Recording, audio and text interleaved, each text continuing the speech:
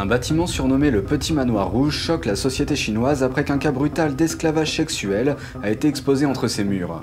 Les détails mettent en lumière la terrible corruption de la police de Shanghai et des personnes qui y sont liées. Le Parti communiste chinois affirme que son économie est en pleine expansion, mais un certain nombre d'employés de l'État font état de réductions de salaire considérables. Les importantes sanctions américaines provoquent la colère de Pékin. Le ministère des Affaires étrangères du régime met en garde contre des représailles, alors que les sanctions concernent les violations des droits de l'homme dans le pays. Bienvenue dans Regard sur la Chine, je suis Vladimir Nuitins. Il a été décrit comme l'enfer sur terre, construit avec le sang et les larmes des femmes.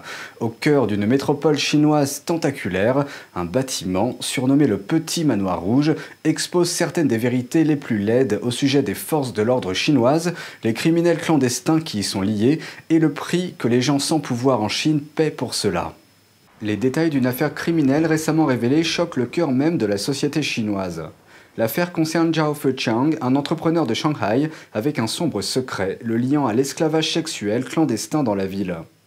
On a découvert qu'il avait violé et réduit des femmes en esclavage, les retenant captives dans une maison close réservée aux personnes riches et célèbres, ainsi qu'aux fonctionnaires chinois. Il a acheté un bâtiment dans le centre-ville de Shanghai en 2014. Il l'a réaménagé pour offrir une expérience de maison close clinquante à des clients haut de gamme. Il se trouve à un peu plus de 200 mètres du bâtiment du gouvernement du district. Zhao attirait les femmes dans la maison close en inventant des entretiens d'embauche pour un programme de télévision affilié à l'État appelé Save Shanghai, dans lequel il avait investi. Zhao violait parfois les femmes qu'il recrutait, les battait et les forçait à servir sexuellement ses clients. Il les faisait également chanter et les piégeait en les menaçant de diffuser des vidéos et des photos de leurs rencontres. En plus de cela, il prélevait de force leurs ovules qu'il vendait au marché noir. Au moins une femme est devenue stérile à cause de procédures bâclées. Zhao a continué à développer son empire commercial illégal jusqu'à son arrestation en 2019. Au total, il a gagné l'équivalent d'environ 150 millions de dollars au cours d'une vingtaine d'années. Juste avant l'arrestation de Zhao, le chef des forces de l'ordre du district a rencontré Zhao dans son bureau. Il l'a averti de son arrestation imminente et l'a persuadé de fuir Shanghai immédiatement. Il a ensuite été condamné à une peine de mort avec sursis en septembre 2020. Zhao a pu mener son opération en toute sécurité pendant des années, avec le soutien du côté sombre du système policier chinois et de fonctionnaires locaux corrompus. Au total, 37 personnes ont été condamnées dans cette affaire, dont des hauts responsables du Parti communiste chinois, un juge de district, un chef de police de district, plusieurs policiers et un certain nombre de cadres d'entreprises publiques. Tous ont été reconnus comme ayant aidé Zhao à maintenir son opération en place. Selon les reportages de médias chinois, dans un cas, une étudiante a été engagée dans le manoir rouge de Zhao sous le couvert d'un emploi d'assistante de programme. Après avoir découvert la vérité, elle a tenté de s'échapper à plusieurs reprises et a essayé de signaler les crimes à la police. Mais à chaque fois, la police de Shanghai l'a renvoyée à Zhao. Même après que l'opération a été révélée, lorsque l'affaire est passée en jugement, les suites ont provoqué l'indignation des internautes chinois. En effet, les femmes que Zhao a réduites en esclavage ont également été punies pour leurs prétendus crimes. Elles ont été condamnées à des peines de 8 à 20 ans de prison pour prostitution. Dans certains cas, elles ont été condamnées à des peines de prison plus longues que les fonctionnaires qui les ont abusées. Dong Guangping, ancien officier de police en Chine, affirme que cette affaire n'est que la partie émergée de l'iceberg. Sous le régime communiste, explique-t-il, il existe des clubs privés dans pratiquement toutes les villes qui fournissent des services sexuels aux fonctionnaires. Many businessmen and government officials have been working together to provide sexual services in private clubs. Many of the cases were treated as regular prostitution cases by police, but the real situation is actually worse. They recruit pretty girls in the name of other jobs and then force them to provide sexual services. Some girls who couldn't stand it in the end came out to report the crime. Dong Guangping a souligné que sans le soutien de la police locale et des responsables communistes, Zhao n'aurait jamais pu mener son opération d'esclavage aussi longtemps.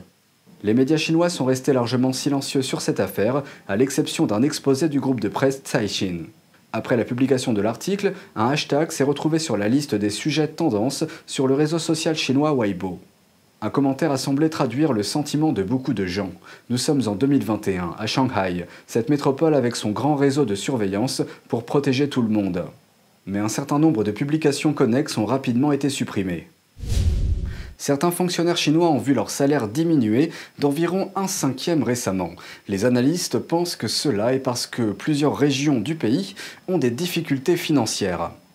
Ces dernières années, la pandémie et la guerre commerciale avec les États-Unis ont ralenti l'économie chinoise.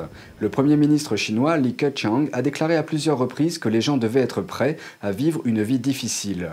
Cela semble s'être vérifié, non seulement pour la population générale, mais aussi pour les fonctionnaires chinois. Les médias d'État chinois ont rapporté que les fonctionnaires ont vu leur salaire réduit dans de nombreux endroits.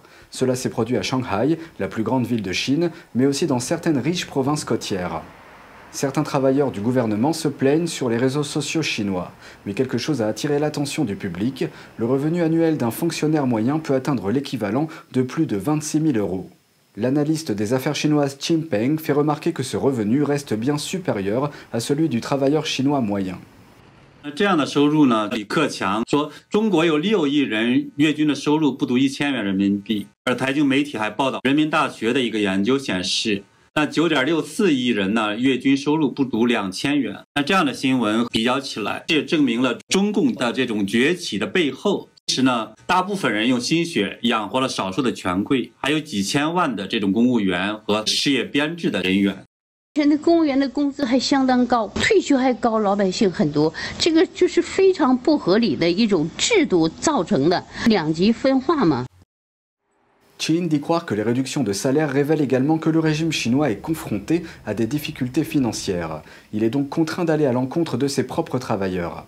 Qin ajoute que sur la base de ce que les travailleurs du gouvernement ont posté en ligne, les réductions de salaire vont de 15% à 35%. Selon les statistiques officielles publiées en août, parmi les 31 provinces et municipalités spéciales de Chine, seul Shanghai a connu un excédent fiscal au cours du premier semestre de l'année. Dans de nombreuses provinces, la dette fiscale s'élève à l'équivalent d'environ 35 milliards d'euros. Huang Jingchu, un professionnel des médias chinois, nous fait part de son point de vue. Selon lui, en cas de difficultés financières, la réduction des salaires des fonctionnaires est la contre-mesure la plus simple et la plus facile pour les autorités. Even if government workers are a bit dissatisfied, at least the jobs are still popular at the moment, so they will not resign. Their government workers will not protest openly, so relatively speaking, this method causes the least trouble. Madame Liu, enseignante dans une université chinoise, souligne un autre facteur. La Chine a une proportion plus élevée de travailleurs du gouvernement que beaucoup d'autres pays, et cela ajoute une charge pour le peuple chinois.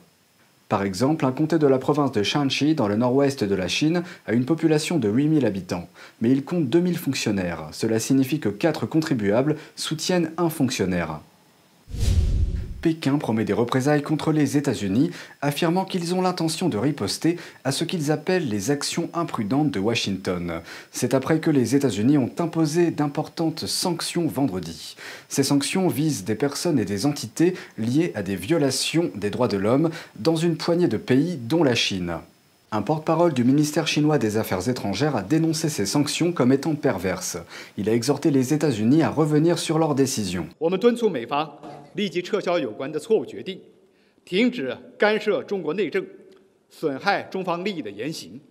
如果美方执意妄为，中方必将采取有力措施。Ces mesures sont les dernières d'une série de sanctions qui s'inscrivent dans la ligne du sommet virtuel pour la démocratie organisé par Washington pendant 2 jours. Lors de cet événement, auquel participent plus de 100 pays, Biden a annoncé des initiatives visant à renforcer la démocratie dans le monde et à soutenir une législation pro-démocratique aux États-Unis. C'est tout pour aujourd'hui. Merci d'avoir suivi Regard sur la Chine. On se retrouve demain pour une nouvelle émission. Prenez soin de vous et à bientôt.